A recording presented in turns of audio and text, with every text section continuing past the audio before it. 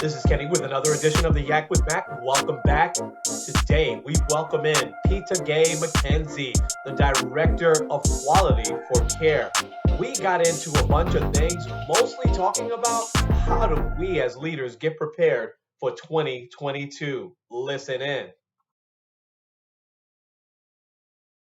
Hey there, good morning, everybody, and welcome back to another edition, the last edition for 2021 of the Yak with Mac. I have got a phenomenal leader with me this morning, and I am going to jump right in and get right to her because we've got a lot to cover, and I want that inspiration to carry you through 2022 that she is going to drop on us this morning. So I want to introduce the Director of Quality for Care, Peta McKenzie in the building. Hey, Peta, how are you? Good morning. Good morning. Good morning. I'm Good well. morning. I'm well. How are you? Oh, that's awesome. I'm doing great. Thank you so much. And thank you so much for taking the time to join. It was phenomenal to connect with you last week. And I can't wait to get to some leadership stuff with you. And you inspired me last week with a lot of things that you said.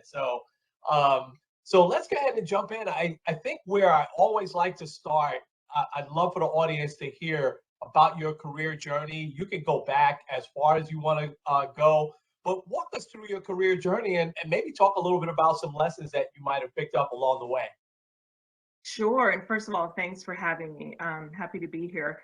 Yeah, I'll start at the beginning. I started with T-Mobile a very long time ago, so over 20 years ago, Wow. Okay. when we were OmniPoint, right? So I started with the company in 98 as a frontline representative. So I'm coming from the call centers, grew up in the call centers, have a lot of love and respect for that group. And so I'm just really happy that in most of my roles, as you guys will learn, has been in support of call center operations. So I started as a rep in 98 and held a couple call center roles, senior rep, coach, team manager, and really held, it was very strange. Like I held those roles for 2 years, like all of those roles for exactly 2 years.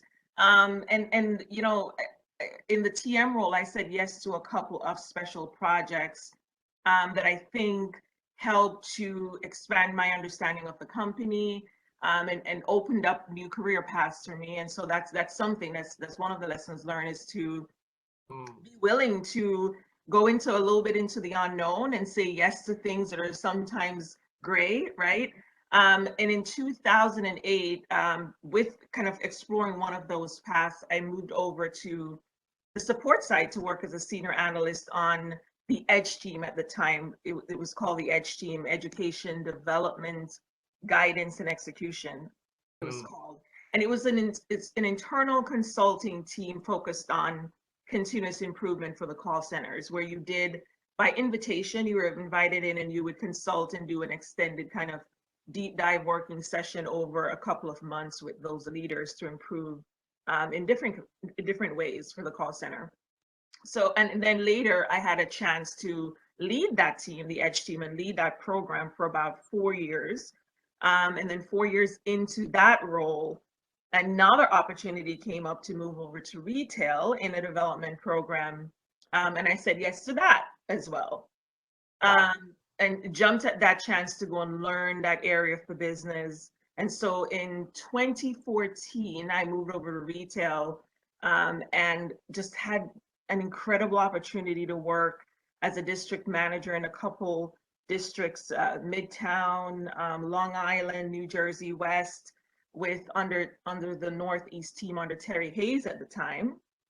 Worked with Bob Shafto and Bill Function and Irene and Larry and Alex and Lee and Baba. Those, just an incredible team, and never worked in retail before. And so just talk about, man, learning to hit sales targets and knowing how to speak to your business at Yes. all Yes. times, Yes. knowing how to kind of learn your communities where your stores are, and how to best serve and engage in that community as those customers walk into your stores.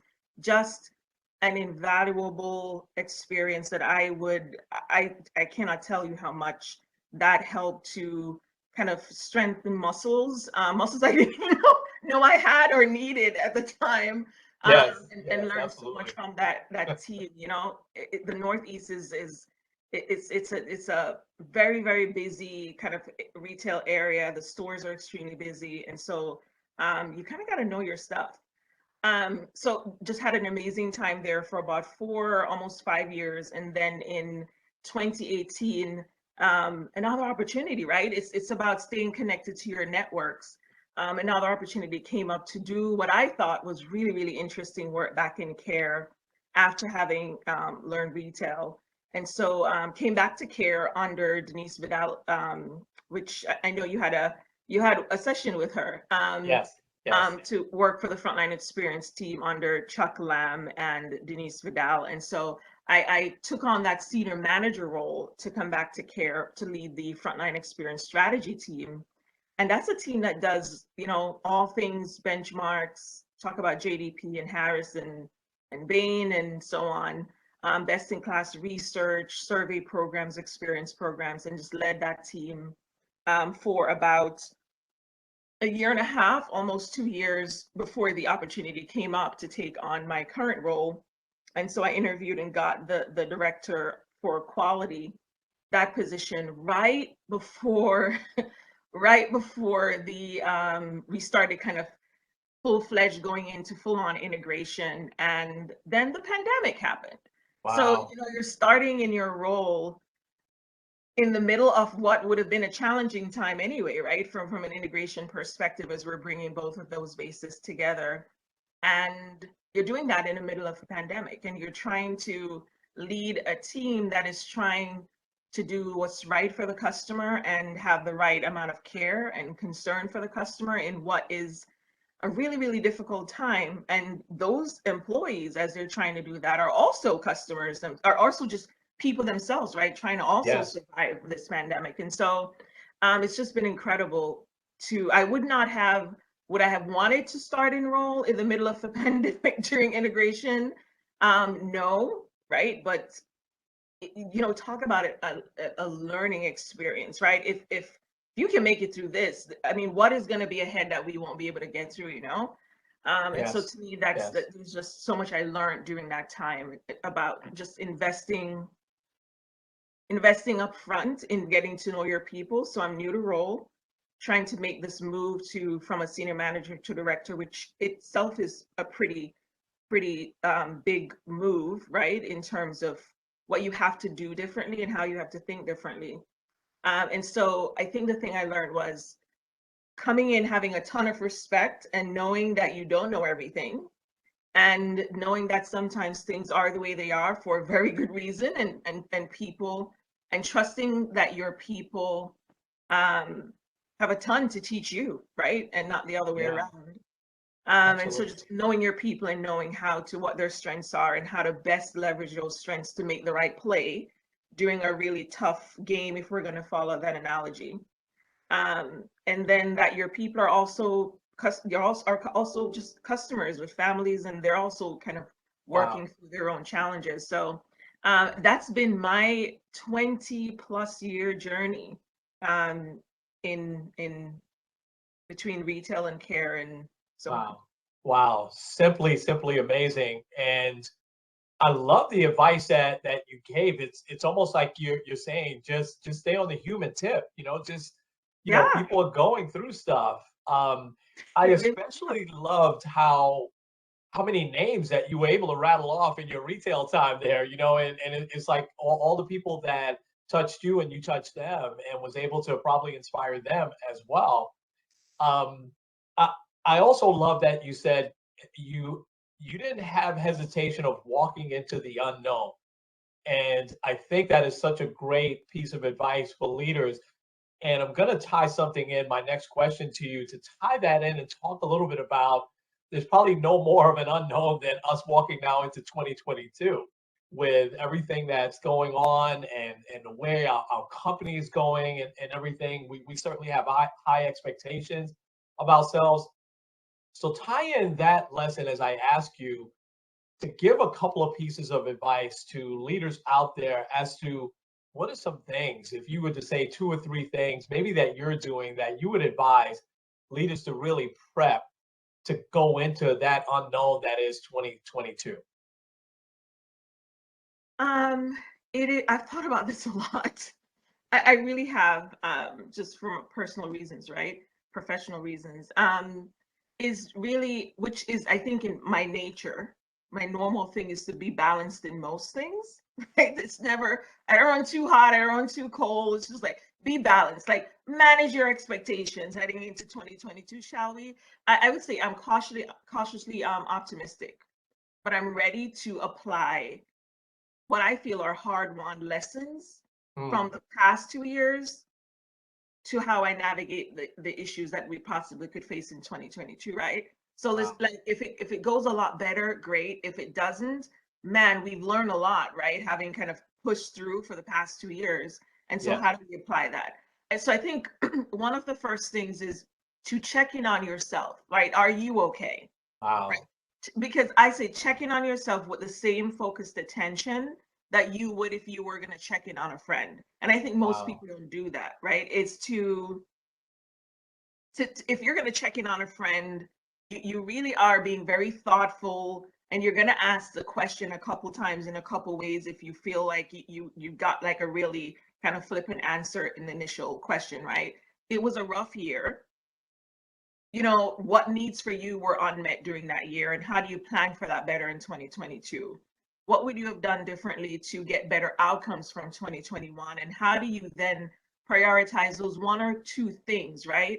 Very early in 2022. Give yourself a deadline. If there were two things you said, if I'd done those two things differently, I would have been a lot more just calm and relaxed under pressure. Then put it on your calendar to get those things in place, at least for the first quarter, and give yourself a deadline. And I think for me, it's kind of planning my PTO time more effectively, right? It's like I plan it last minute and then it's rushed and I really don't get a full time to disconnect, right?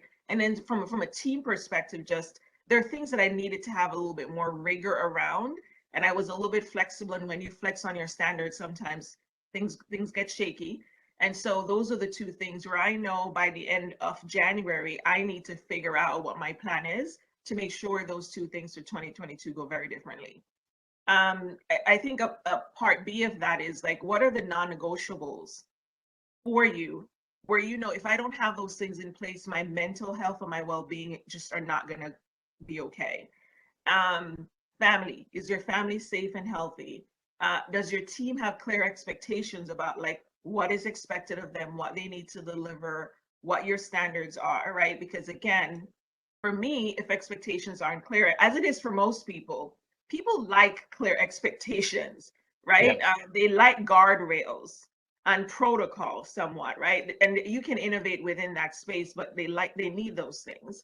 And what are the resources to be able to not only give those things early in the year, but maintain them on an ongoing basis, right? And I say you do that, and then you pay attention to your people. You pay attention to your people, how they're doing, what's working, what's not working, so that when things get rocky, it's not a surprise. So I think that was a very kind of involved first thing. Yeah. No, that was great. The second thing is, you know, Matt, there's no precedence for we have no precedence for any of this, right? No company has had any precedence for how to emerge out of a pandemic. There are no rules, right? And so we don't know what's going to happen in 2022. And so there is no roadmap. And so this is a time to really innovate and lead with new ideas and be creative thinkers. And I think from a career opportunity perspective, you can be the hero in this moment, right? If you're willing to give things some thought and come up with ideas, and you're willing to stand behind your ideas and sometimes take a Wow. risk to do things differently, there's a ton of upside from a career perspective. And the last thing is, which shocker, I think for me, is be pragmatic about how we're thinking about the business as leaders.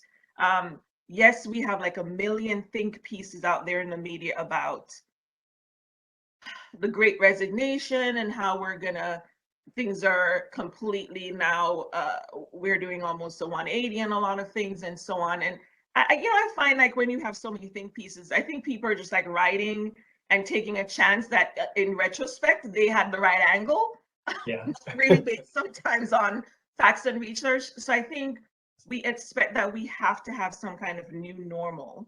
We know we can't ever go back to how we were prior to COVID probably. And we don't know fully what that new normal is, but we know we have to have an employee base that is connected to some kind of compelling vision. And we know we got to do business in a way where we can continue to grow and lead the industry, right? Those are the two things. We got to have like a employee base that's like pumped up and motivated to do this for something bigger than just like maybe pay, right? Purpose, not just pay.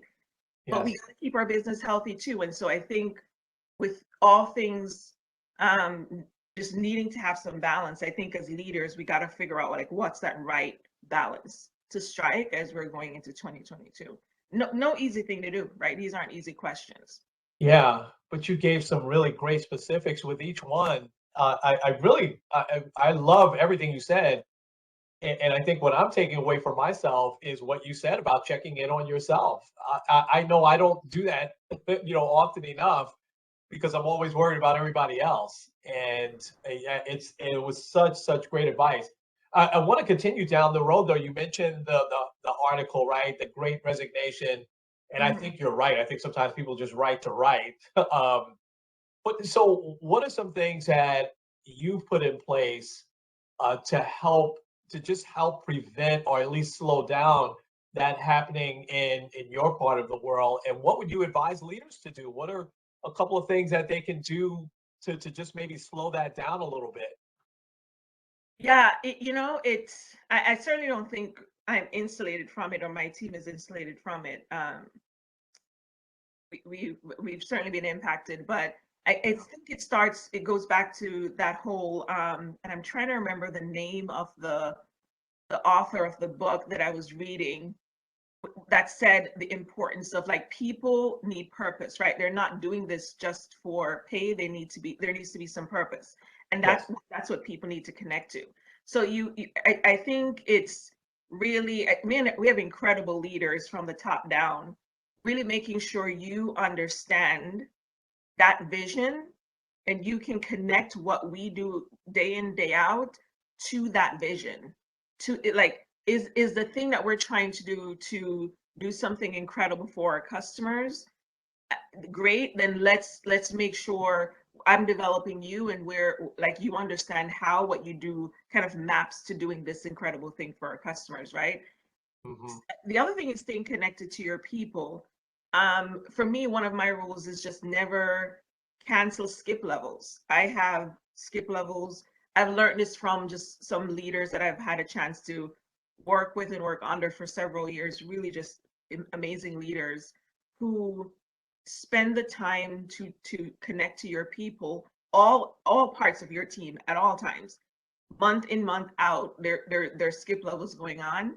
And it's not an I got you for anything. It Right. just is your people will tell you. Like I know my team will tell me straight up what they're thinking. It is the most beautiful thing because it saves me so much time.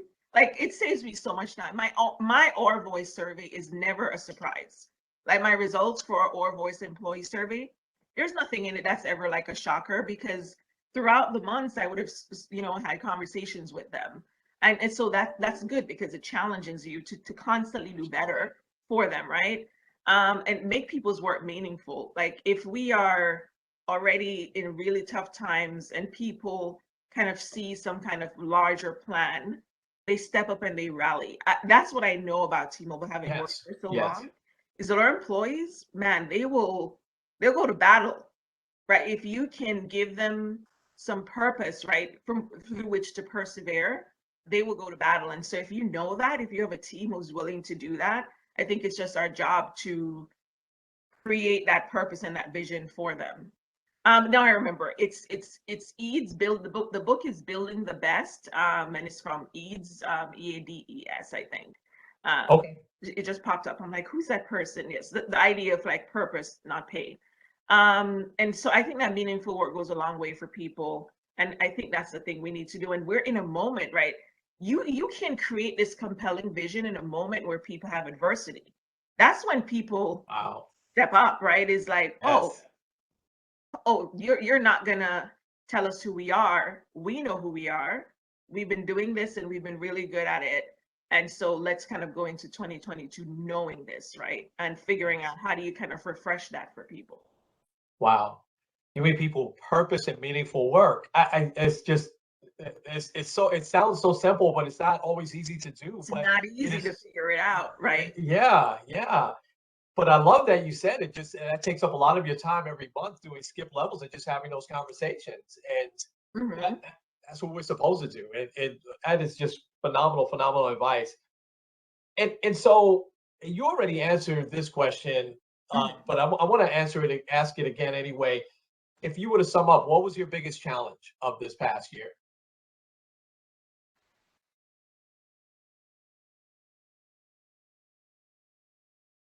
You know, it's supporting my employees through really tough times, supporting mothers and fathers through coming up to showing up to work and having kids at home. And you feel them trying to do the best and the right thing for both, right? Their children as well as T-Mobile, and really figuring out how we do that while we know that our HR teams and our leaders, Callie, like they're all so concerned and invested, but they're also kind of figuring out what the solutions are and the resources are as we go because things are unfolding. Like we never knew at what point we were going to be able to come back in together, and that's Yeah, still, still not 100% right. And so it's kind of helping our folks through those personal challenges and making sure their mental health and well-being was intact to take on the challenges at work. I think that was the thing, and um, it's tough, right? I like it was tough for mothers, it was tough for fathers, and um, but I think we did the best we could and figured it out. no doubt, no doubt. I could probably talk to you all day because this is just such great stuff. So, but I'll limit it to one more question. Mhm. You mentioned that book, so we talked about this a little bit last week. What's one or two things that you do to develop yourself every day? I I get asked this question a lot from a mentor perspective. I pay attention to how next level leaders think and act and do business.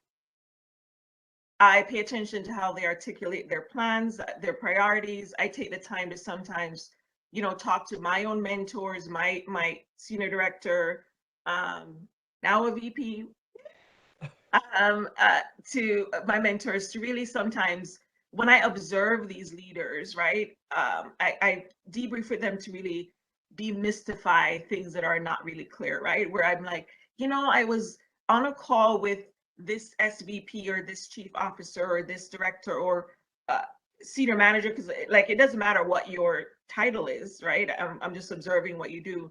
And I don't know why they made that decision, and just being able to talk through that, right? That is learning because and I learned that because things are moving so fast that people don't always have the time to like make time for PETA. Like I'm not going to get a chief officer or VP to give me an hour of their time. I Uh-huh. shouldn't expect that they will, right? And some will, some might, but Mhm. it's I got to figure out how to still learn from them. Yes. um I do a lot of reading. I do a lot of reading that some of it reinforcing the things that I kind of feel like are those core things that I'm probably not never going to change about my Mhm. thinking, which is dangerous to say, but this is the concept of me saying I believe in coaching to my Yeah. core. I am a coach. I coach people. I'm best when I'm coaching people. That is probably not going to change about me. And so I still continue to read to become better at this thing that I feel like um, I'm not flexible on. It's just who I am, and I believe that, right? But I also read a lot to learn new concepts. I listen to my elders. So I'm not one of those people, like I've always been that person, I think, that listened to the people that were older than me. It's just Yes. common sense. If people Yes. have been on this earth longer, listen to them. Don't take everything they say. Like you don't take everything everybody says, right, as truth, but there's something there. They've been here longer. Listen to people who've been doing things longer, younger or older. If they've been doing it longer, or they have this natural talent for doing the thing, pay attention and listen to them, right? Listen to people who are smart. Like I know just people who are just smart, and I could listen to them think and do their thing forever because I'm learning from that. And then I listen to my team. My team is just this incredible team, and they know their stuff. And like whenever I don't listen to them, I end up paying for it, right? So I listen to them. And as I mentioned before, I stay plugged into my network. Like all the people that I've met through these 20 years, all the people I've met in retail, my partners in marketing, all of that, I find a way to stay engineering, to stay very connected to those teams. And I would say the last thing that I'd say is I listen to my fans, like the people who are like, advocates for Peta, fans of Peta, and I listen to my critics. And I believe what both say to me for the most part, but not 100%. I'm not as great as anybody would say I am, right? Like nobody's as great as your biggest fan would say you are, right? It's just, you gotta not read your press sometimes. Yes. And I'm Yes. not as bad as my worst critic would say I am, but there's something there in most cases, right? They're like, whatever my critics are saying, there's something there, and I feel like I spend the time and I'm humble enough to say, what is it that if they really cared about me and was coming from a place of caring, how would they deliver the coaching the thing that is at the core that they want me to change? And I try to pull from that what the learning is without kind of allowing the rest of that negative stuff, right? And the same thing for your biggest fan, the thing that they love so much about you. How do you do that and without allowing that strength to become an opportunity, which sometimes can be the case, right? Yes. So I think that's the thing that I do to develop myself. Wow. I've learned so much from you in just these few minutes that we've been together. And that is such great advice on what to do every day. Because we get a lot of leaders, hey, I don't have the time to read a book or something like that. But you're just saying, hey, wait a second. Let me see why that person made that decision. Let me just pick somebody's brains for a second. Yeah, you have to make that time, right? You do. You do. There is no, like, people say they don't have the time. I don't believe that. Yeah. I think if there's a person in everybody's organization where if they requested something or asked to have something delivered in a very aggressive timeline, you make it happen, whoever that person is. Most Yeah. times it's like a chief officer or like a VP or something. You find a way to make it happen. You call time out in the time you never had, and you make it happen. Which is hard. I'm not really excellent at this or anything, but are you not as important as whoever that person is? Right. You know what I mean? Right. I'm saying, Right. so you Yeah. can find the time if you really make the time. No question. No question. Well, this has been awesome, Peta, and I've got to get you back. I mean, it seems like we just scratched the surface. So I'm gonna have to ask you to come back in a couple of months, especially as the year unfolds. Would you be able to do that? Oh my gosh, yes. I just want to come back because, man, I don't even know what 2022 is gonna do to us. I'm literally like have my popcorn waiting. But I'm ready to go to battle. Let's do it. Let's Yeah, absolutely. Absolutely. Absolutely. It's because of leaders like you that we're going to do it, and we're going to do it great. So let's wrap up here, folks. This has been awesome. Veteran leaders, share this with new leaders when you see it. But for now, this has been the Yak with Mac. This is the last edition of 2021. This has been the Yak with Mac with Kenny and Peta. And Peta, again, thank you so much. You are absolutely welcome. Thanks for having me. Absolutely.